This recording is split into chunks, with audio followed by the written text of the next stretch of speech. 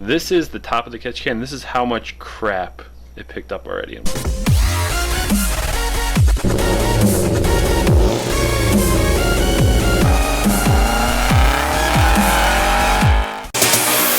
know you want it.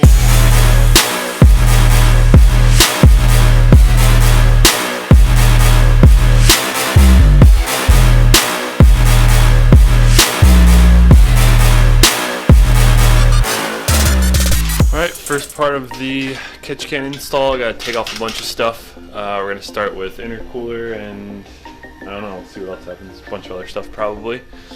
But let's get after it.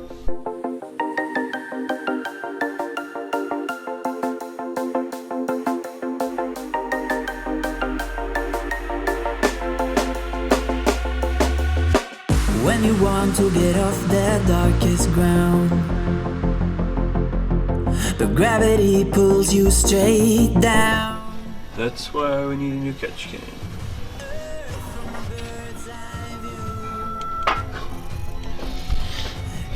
Not good. Alright, so we got everything off. All stock system, intercooler, everything. Took the Grim Speed one off that I used to have on there. So totally stripped. Got this ready to go, the catch can set up. The new one, I got the gauge on there. Some of the fittings.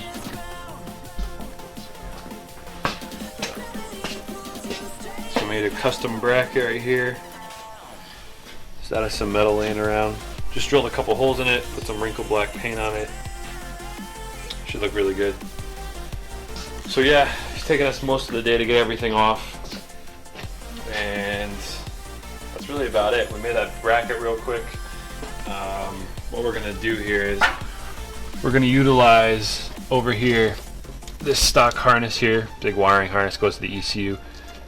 We took that off and our bracket's gonna attach here and hold our catch can really back here right in the corner, very far corner. So it should be really good. We'll see how it goes. Right now we're gonna route a couple hoses.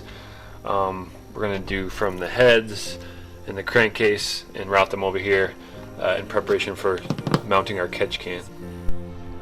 Alright guys, so fast forward a week. This catch can has been a lot more work than I expected it to be. But basically today, I have it all mocked up in the car now. It fits, everything's good.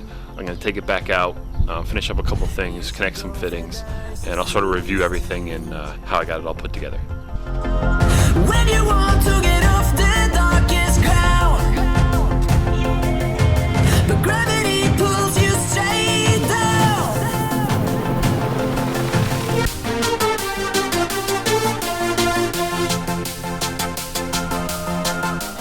So now I'm going to start assembling and attaching some of the hoses and fittings. So I just want to give you a couple quick bro tips here. I have, like I think I showed earlier in my unboxing, I got braided hose here. Now very important when you're cutting this, so before I can put a fitting on like I did on this side, you got to make sure you obviously cut it to size. So this braided hose, you got to be really careful what you cut it with because it just wants to fray and totally unravel altogether. So what you're going to do is first you're going to tape it. I just use some electrical tape. Tape it nice and tight, and then you can cut it. You can see I put a marking there where I know I need to cut it. So cutting is also very important. And I'm using these right here. This is used to cut like PEX it's called. It's like a plastic tubing at Home Depot. So you can get these at Home Depot, these things to cut the, but anything really sharp, I've heard maybe an X-Acto knife would work good. But anything that isn't going to catch and bind and start to unravel your hose. So let me show you. I'm going to cut it with these real quick. I'll show you how it looks and how it comes out.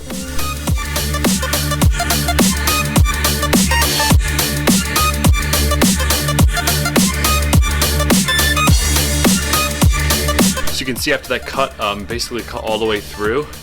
I'm just going to take an X-Acto knife real quick, or some sort of straight edge or razor, and finish up cutting the end, the rest of it off. But you can see almost no fray, and that's really thanks to the tape and to the sharp edge, because like I said, if you use something like maybe a hacksaw or something, it's gonna fray the stuff like crazy and it'll be really hard to get it back under control. So let me finish this up.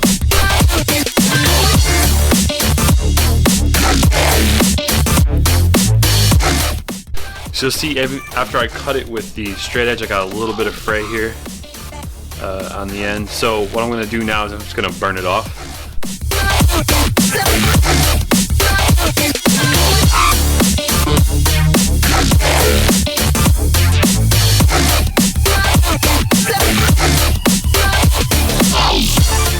Alright, now once you got your hose totally prepped, taped, trimmed down, perfectly, you know, straight across cut, now we're going to actually assemble a fitting onto the end of this. So this is your typical AN fitting. Hope you can see it because it's very dark, but turn on the light here. Maybe you can see a little better now, but this is how they come, sort of just like this. So you start by unscrewing this part. Alright, so this is what you start with right here. So you might not be able to see it, but you have to push the hose in here until it bottoms out in the fitting. Kind of hard to tell, but you won't, when you're pushing it in, you'll know because it'll stop moving. This is a little tough. I leave the tape on here. For what we're doing, it's not a big deal, but maybe like fuel or something like that, you might want to take the tape off before you push it on, but you know, the stakes are pretty low because it's a breather. So we're just going to push it right on here. I may need to use a little bit of lubrication to get it on. You know what, let's do that anyway.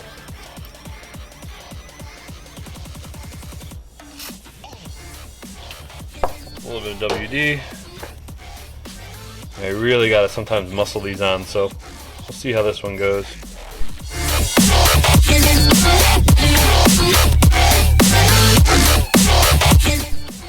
Don't think you can see it, but it bottomed out in the fitting. This is what it looks like now. So the next part is to attach these two together.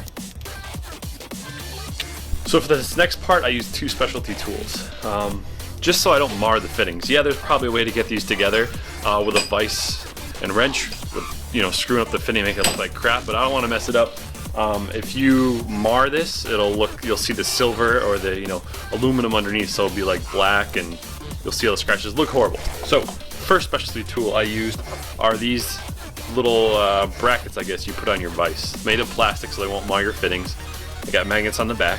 So let me just show you how these look. They just magnet right on here, and your fitting could be, you know, put them in the vise right in between here, and it won't mar it up, so you can tighten it up. So I'll show you. We're gonna take our hose here and put it right in. Vise a little bit more.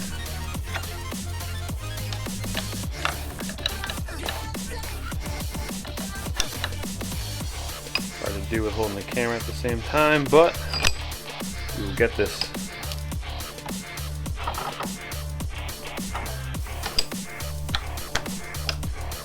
We're all good and tight there. Alright, so we're good and tight there. The next part is to tighten this right in.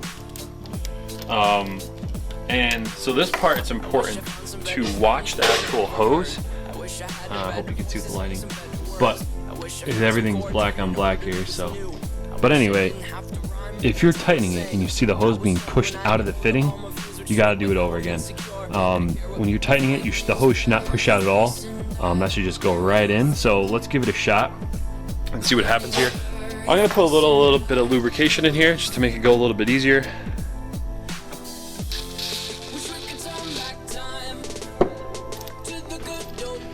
All right. Start threading that in by hand, and it's gonna get real tough. That's why I'm really glad I got the grip for the vise here. And if you're only by yourself, it's a little bit easier with this here as well. Okay, so I really messed up here. I got two wrenches here to not mar my fittings, -12, -8. The -8 fits, but not both parts. So I don't know what I did wrong here. The -8 fits here, but not down here. So what I'm going to do is I'm going to put like a t-shirt around this fitting and then tighten it, so hopefully that's enough of a barrier not to mar the fitting. Nothing really mattered. Out of student loans and treehouse homes, we all would take the ladder. My name's Blurry Face and Lies. Stupid idea to use channel locks. Don't use these, they got teeth, it's gonna screw everything up. Use something like a crescent wrench like this. Smooth, no teeth. Wish we could turn back time. So this is going pretty smooth. I'm watching the hose here and it doesn't seem to be pushing out of the fitting yet. So let's see how it goes here.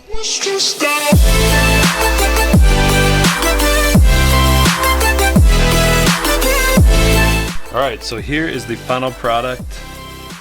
Let's see. I marred up a little bit there, not too happy about that, but I can just touch it with a little Q-tip with some black paint. But this is sort of the final product. You can go a little bit closer to this, but you don't want these two to touch. That's too tight. Just a little bit more than that and this will be all set. But I just want to show you how the process goes. Pretty simple if you have the right tools. And actually pretty simple when I was missing one. So, but it looks great. Like, I hope you can see this on camera because it's all dark, but this looks really, really nice.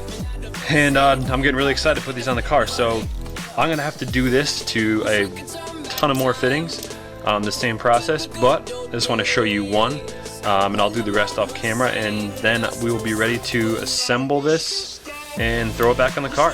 But let's take a look here. You know, it's totally installed.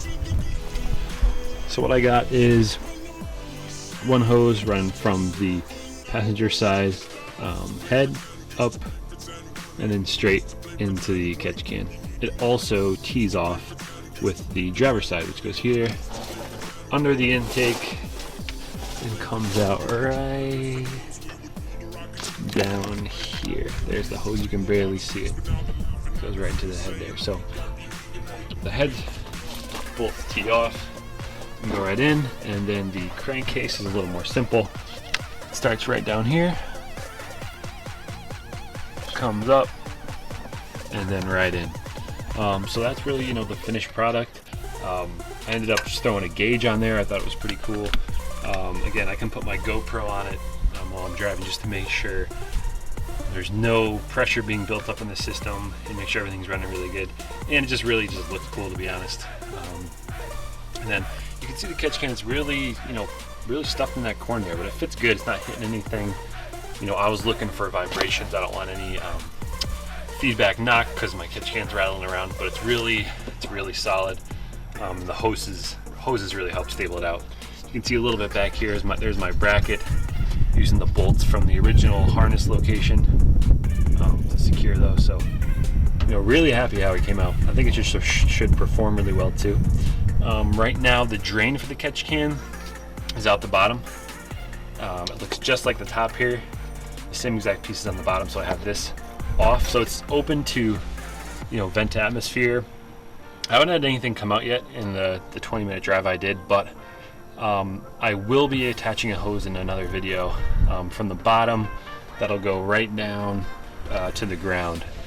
But for now, I'm just still doing a little bit of research as far as how much heat is over there, because that area is right next to the downpipe and turbo, and I want to make sure I don't have a hose that's going to for some reason catch on fire and then I'm really screwed. So I think I have a lot more research to do to figure out how much heat's over there and what sort of hose I'll need to route from the catch can, you know, down to the ground.